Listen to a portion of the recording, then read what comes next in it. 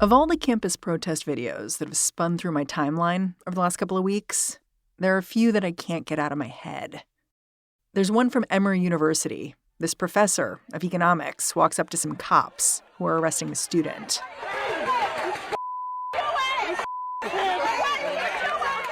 She's trying to question what they're doing, but she ends up pinned to the ground in zip ties. There's another video that's quite sweet. It shows students in an encampment holding a Passover Seder together, calmly praying, sharing a meal.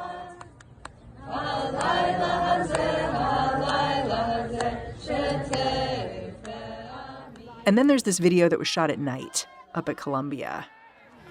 Repeat after me. We have Zionists. Who have entered the camp. In it, students form a human chain. They physically push counter-protesters out of their space. Please join me in this chain. It's impossible to get a full picture of what's going on these campuses just from viral videos. But I've watched this Columbia tape again and again. There's something cinematic about it. The slow march forward, it builds tension. Excuse me, do you see what you guys are doing to us? We are going to Do you see how hostile this is? And you're asking me not to record? But it also builds dread. Dread that people are literally being pushed out of a conversation, marginalized, that Jewish students are under threat. Walk and take a step forward. Yeah, I absolutely feel threatened right now. So that we can start to push them out of the camp. One step forward. I wanted to talk about videos like this. So I called up a friend of the show, Peter Beinart. He's the editor-at-large at Jewish Currents. I started by asking, had he seen this recording? Yes, I have seen it. And I totally understand why that video feels menacing. Peter lives in New York. He's Jewish. He also supports the goals of many of these protesters, has been texting back and forth with them, actually. Part of what I think is happening here is the term Zionist, what they were saying. They were saying there's Zionists who have come onto the encampment. Yeah, literally, it was like roll call. There are Zionists here. Everybody join up. Yes. It's not anti-Semitic to be anti-Zionist, to say you don't want a state that favors Jews over Palestinians. But the challenge is that in an environment in America where many, many Jews, majority of Jews, identify themselves as Zionists, sometimes I worry that people are using the term Zionist in a way that could be being applied to Jews more generally. In fact, after Peter and I spoke, a different video of one of the campus protesters went viral. It's the same person who led that call-in response to push pro-Israel students off Columbia's College Green.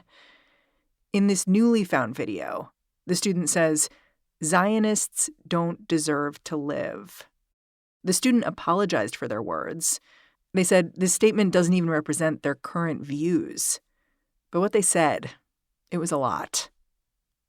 Peter sees these videos flying back and forth, and he wants all of us to take a deep breath, consider the long view.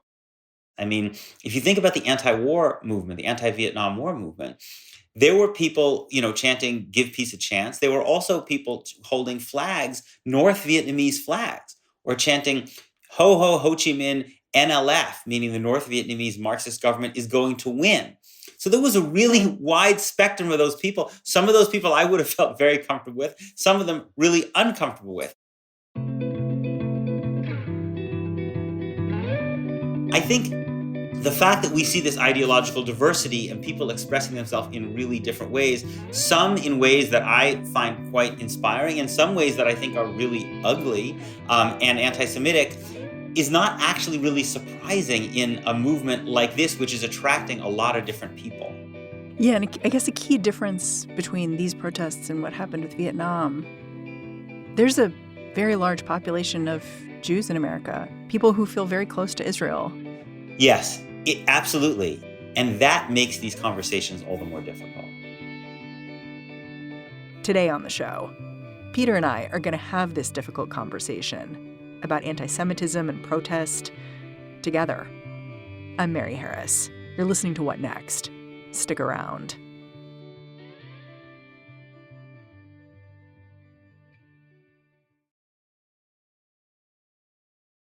This episode is brought to you by Progressive Insurance. Hey, listeners, whether you love true crime or comedies, celebrity interviews, news, or even motivational speakers, you call the shots on what's in your podcast queue, right? And guess what? Now you can call the shots on your auto insurance. Enter the Name Your Price tool from Progressive. The Name Your Price tool puts you in charge of your auto insurance by working just the way it sounds. You tell Progressive how much you want to pay for car insurance. Then they'll show you a variety of coverages that fit within your budget, giving you options. It's easy to start a quote. You'll be able to choose the best option for you. It's fast. Now that's something you'll want to press play on. It's easy to start a quote, and you'll be able to choose the best option for you. It is just one of many ways you can save with Progressive Insurance. Quote today at Progressive.com to try the Name Your Price tool for yourself and join the over 28 million drivers who trust Progressive. Progressive Casualty Insurance Company and Affiliates. Pricing coverage match limited by state law. This episode is brought to you by Discover. When it comes to your finances, Discover wants you to know they are the credit card that is always there for you.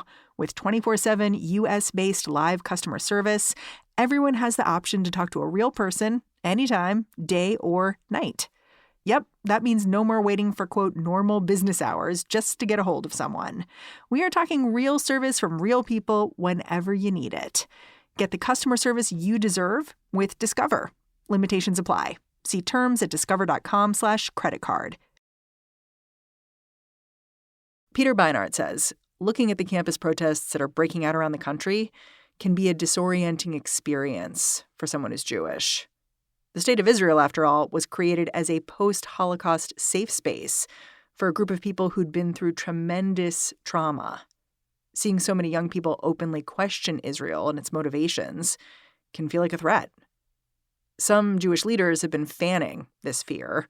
Israeli Prime Minister Benjamin Netanyahu has alleged that campus protests are pro-Hamas. And the head of the Anti-Defamation League has called out student organizers like Students for Justice in Palestine and Jewish Voice for Peace directly.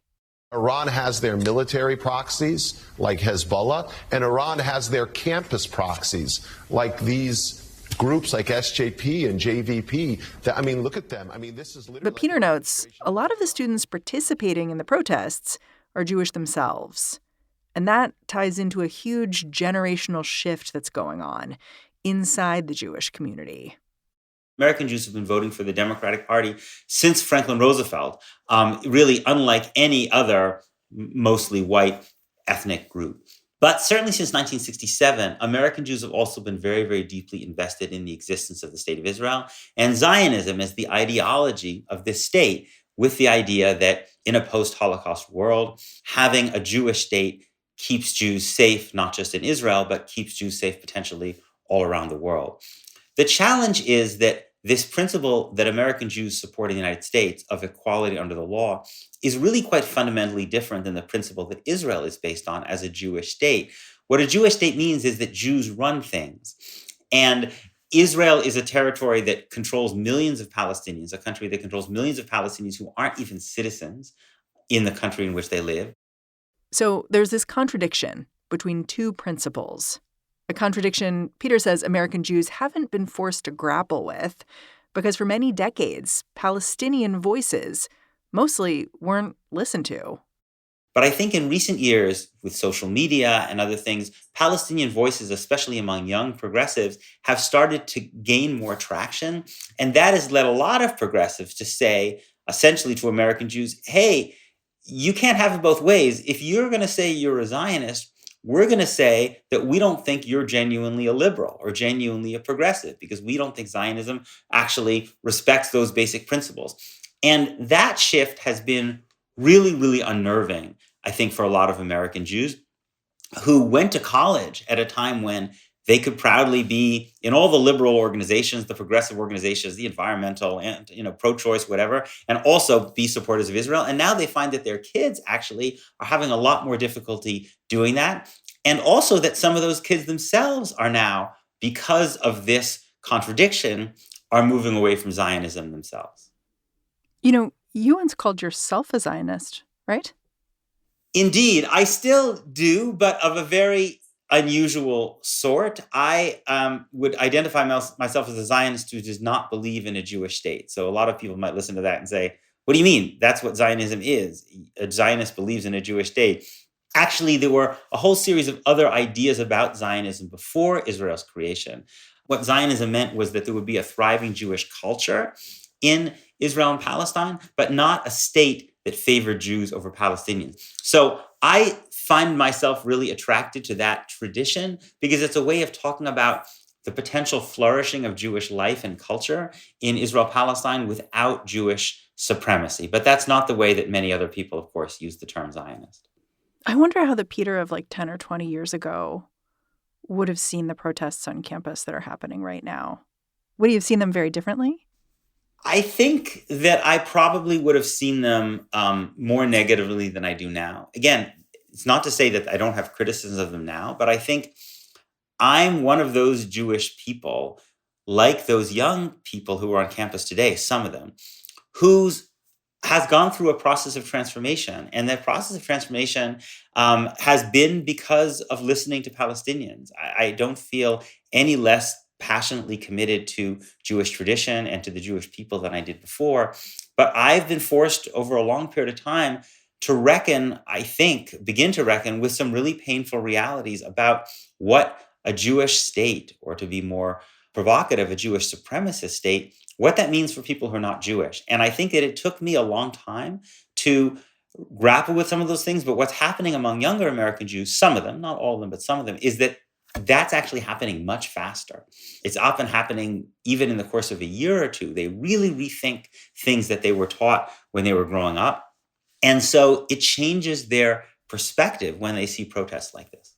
I wonder whose job you think it is to make Jewish community members feel safe on campus or wherever protests are occurring. Do you think protesters themselves have some responsibility to make clear that Jewish people are not their target? I think it is really fundamentally incumbent on the protest movements to make a clear distinction between Jews on the one hand and Israel on the other, which is a state, or Zionism, which people see as the ideology of that state. Just like it would be fundamentally incumbent on someone who was criticizing the government of China to make it clear that that has nothing to do with their views of, let's say, Chinese Americans. I do think there are a lot of people, I think most people, certainly the people I know who are involved in these movements, do try to do that. And if they weren't doing somewhat of a decent job of it, there wouldn't be able to be so many Jews in this movement. And there are a lot of Jews. But of course, there are other people who glob onto this as well, who participate, who don't make that distinction. And it's hard to police these movements. I think universities do have an obligation to make sure that Jews, like anybody, are safe from physical attack and also safe from genuine discrimination. But there's a different kind of work that has to be done, which is the dealing with the intellectual, often the very intense intellectual discomfort of hearing a country, Israel, and an ideology, this political Zionism, the ideology of the state that you have been raised to love, and hearing people be very, very harshly critical of it. And I think that work is the work that the Jewish community itself should be doing, that Jewish institutions themselves, when we raise kids, should be exposing them to Palestinian voices so they can understand why Palestinians and others might see Israel in a really, really different way. I wonder if there are words you hear protesters throwing around that you kind of want to ban. I'm thinking a lot of protesters talk about being anti-colonialist, but you've spoken about how in other movements that can be an exclusionary term. It implies that you don't want to work together for a shared future? Well, I don't want to ban phrases. I don't think that's the right thing to do. And I don't actually have a problem with anti-colonial. I mean, because you can have an anti-colonial movement like the anti-apartheid movement in South Africa, in which the idea is that the vision is for equality, not for the people, not for one group of people to have to leave. I think there's some slogans that are more productive than others if one wants to grow the movement. Globalize the Intifada, to me, is not a productive slogan.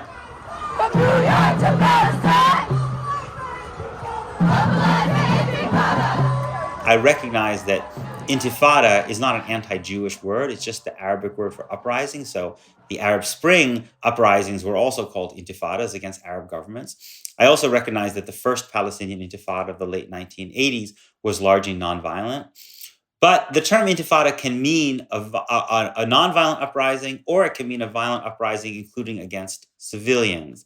And in the wake of October 7th, which was a violent uprising against civilians, which targeted civilians, it seems to me it would be better to be clear about the kind of resistance that one supports. I wonder how pro-Israel protests fit into a vision of safety for people on campus. I'm thinking about this incident that got a lot of attention over the last couple of weeks. A business school professor named Shai Davidai from Columbia, he tried to lead some pro-Israel people onto campus to counter-protest the encampment. He was stopped because I think the university basically decided that if he came in, something bad could happen. They had de-escalation experts there who were like, no, let's not have this. But that is silencing him. Like, I can see both sides here. I can see how people think, how a person would think, I need my voice to be heard, and you are silencing me and keeping me from making my views known.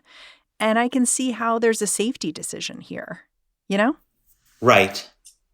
I think as a general principle, it's really important that pro-Israel students have the right to have protests and speak and be able to do it so safely, just like it's really important that pro-Palestinian students have that right. Now, again, in certain circumstances, I can understand that, if there's a threat of physical violence between two competing protests, that one might need to try to avoid that. And so maybe it means that one group is doing their protest at one time and another group is doing the protest at another time. But what I would really like to see is for people of a very wide ideological perspective, from left and right, to come together behind the principle of free speech on college campus, even free speech that some people might find offensive. Because one of the things that really worries me is that there has been some tendency on the left, going back for a number of years, to essentially try to disrupt people who they consider offensive, and including people who are pro-Israel. And I really disagree with that. I think you can protest a speech, but to disrupt it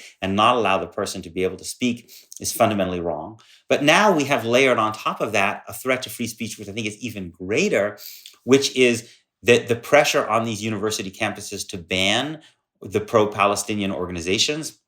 And Columbia did suspend Students for Justice in Palestine and Jewish Force for Peace earlier this year. And then we have the potential for state coercion from members of Congress who are literally pressuring presidents of universities, saying, are you going to discipline this professor? Are you going to fire this professor? Are you going to, suspend or expel these students? It seems like escalating silencings to me. Yes, this is really McCarthyism. I mean, when you're bringing state power into it, it was really chilling to me to watch the president of Columbia University basically say, under pressure from these right-wing Republicans, I'm going to discipline my professors because they've said things that you don't like. They may well have said things that I don't like, but a university president, to my mind, should tell members of Congress they are not going to take orders from Congress about impeding the free speech rights of their faculty and students.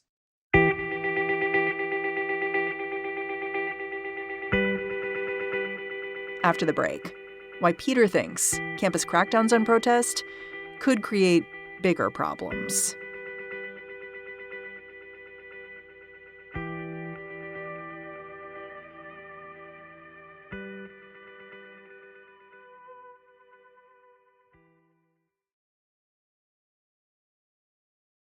Peter looks at the demonstrations we're seeing on college campuses and he sees an attempt at ethical resistance. Protesters want to see their universities divest from Israel, stop using their endowments to support arms manufacturers like Lockheed Martin and Boeing, which maintain ties with the Israeli Defense Forces. This kind of resistance has worked in the past. Students successfully rallied their colleges to pull money out of South Africa to protest apartheid in the 1970s and 80s. And that bolstered ethical resistance movements within South Africa itself. But when the response to these movements is to send in the cops, shut things down, Peter says it can disrupt this potentially virtuous cycle.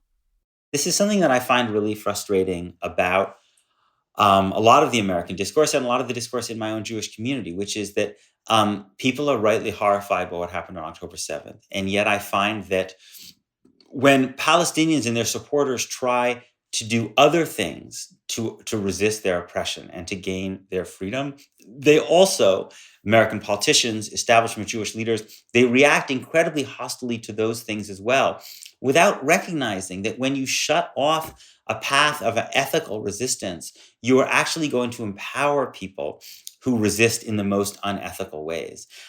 So I think that that's one of the things that I really worry about the response here. But I also think that there's something else which is happening, which is really remarkable, which is that you have a movement in the United States and in other places based around the idea of Palestinian freedom. And it's not just a Palestinian movement. It's a movement with people from all kinds of different backgrounds, including lots and lots of Jews. I believe that that's actually more likely to be effective. And also, it's more likely to be effective in combating anti-Semitism because it shows that actually there are many, many Jews who care deeply about Palestinian liberation, and that puts the lie to anyone who says that this is just a fight of Palestinians versus Jews. You know, I don't want to end this conversation without talking about one more thing, which is who the people are who are signal boosting this conflict between different Jewish people right now. Like, we're talking, it's Thursday, April 25th. So far this week, Mike Johnson, the hardcore conservative Speaker of the House, he went to Columbia to encourage protesters to pack things up, and he got booed. They have screamed at those who bear the Star of David. Enjoy your free speech. What do these alliances between pro-Israel forces and the right-wing power structure tell you about this debate we are having and engaged with about anti-Semitism and anti-Zionism? These folks in the Republican Party, in the kind of Trump-dominated Republican Party, say they care deeply about Jewish safety. But one has to take that with more than a little bit of a grain of salt, given that they're supporting Donald Trump, who more than any president in modern history is deeply connected to a white nationalist movement whose vision of the role of Jews in America is not one that I think makes most American Jews comfortable at all. This is a movement that really wants America to be a white Christian nation. And they're willing to essentially allow Jews to be part of that, as long as American Jews kind of take their side. I think that buying into an ethno-nationalist project for American Jews is very dangerous. And that historically, American Jews have seen our safety as in alliance with other groups of people who are struggling for equality under the law. And I think one of the things that we're seeing is a debate among American Jews about where our values and our interests lie. Do they lie with the principle of equality under the law in the United States and in Israel-Palestine? Or do they lie with ethno-nationalists, both in Israel and in the United States, which puts people in alliance with the Republican Party? And I think that's the debate that's playing out among American Jews today. It's late April now. College classes are wrapping up. It's about to be graduation season. I feel like this moment of protest, it could just fade away with, students leaving. Do you think it will? For the time being, it may fade away, but I think there are deeper things that are happening that will reemerge in different ways. Probably at the Democratic Convention, there's going to be a lot of protest around this. And if we look at the history of these movements, let's say the Occupy movement, the anti-Vietnam War movement, the civil rights movement, the anti-apartheid movement, they start to seep from college campuses and activist circles into the political system. So I think that just as the anti-war movement was behind the nomination of George McGovern in 1972 as the first real anti-war candidate of the Cold War, we're going to see the political ripple effects of these movements as these young people get older for years to come. And it's going to change the American political debate about Israel-Palestine. That's what some people are so afraid of. But to me, actually, that's a source of hope. There are deep memories of trauma in the Jewish tradition. And I get the sense that you are able to hold those memories, but not somehow let it impact how you're seeing what's going on right now. Is that difficult for you? Yeah, it's difficult. But I also think that sometimes American Jews, we have been taught to think about our tradition primarily as a tradition that teaches us about our trauma and our suffering. There is a state now, the state of Israel, in which Jews have legal supremacy, tremendous power over people who don't have rights. And so one of the things that I think about is, what does our Jewish tradition have to tell us, not just about how Jews experience trauma and suffering, but about how Jews wield power? And there's a lot in our texts that offers a warning about the Jewish abuse of power. I think that we don't focus on that very much, but those are texts that seem to me really, really relevant for this moment, because we are, after all, human beings. There's nothing to say that we, any more than any other human beings, can't commit terrible abuses against other people. And we need to look at what our tradition can tell us, not just about how we survive, but how we actually wield power in an ethical way. And in the midst of this war, which is killing, 15,000 children in Gaza, those seem to me the parts of our tradition that we really need to think about. I think we have kids who are maybe the same age of a teenager. And so I'm thinking about him a little bit in this moment. He's being raised Jewish. And so I don't know, I think some people might hear you and I talking and think oh, you're brushing off anti-Semitism. But I know you care about anti-Semitism, and I do too, because it's very personal for both of us. What would you say to someone who levels that charge at you? I would say, I wear a kippah pretty much all of Shabbat and on Jewish holidays.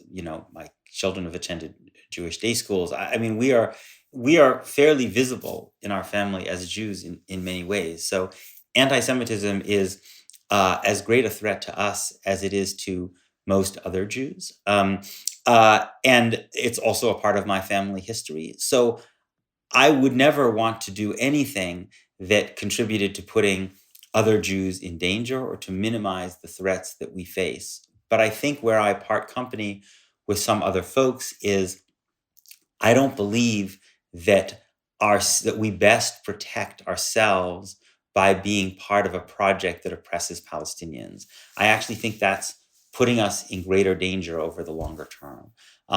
Because I think that when we inflict or support a state that inflicts so much violence on Palestinians, we create conditions of violence that threaten us as well. To me, it's not a question of not taking anti-Semitism seriously, but it's about a different vision of how one fights against anti-Semitism. And to me, it has to be fought against in solidarity with other people, in pursuit of a world where nobody experiences bigotry, where everybody is treated fairly, including Palestinians, the people who are the neighbors of Jews in Israel-Palestine. Thank you for coming on the show. I always feel better after a conversation with you. Oh, thank you, Mary. I really appreciate you saying that. Thanks for having me. Peter Beinart is the editor-at-large at Jewish Currents, and he's also the author of the Beinart Notebook on Substack. It's a really great newsletter. I suggest you subscribe. And that's the show. If you're a fan of what we're doing here at What Next, the best way to support us is to join Slate Plus. Go on over to slate.com/whatnextplus to sign up.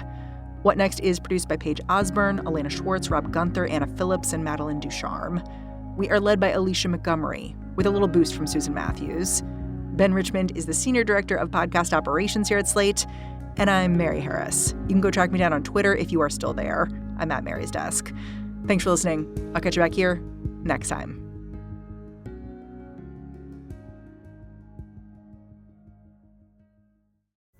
Pulling up to Mickey D's just for drinks? Oh yeah, that's me. Nothing extra, just perfection and a straw. Coming in hot for the coldest cups on the block. Because there are drinks. Then there are drinks from McDonald's. Ever combine an ice-cold frozen Coke with piping hot fries?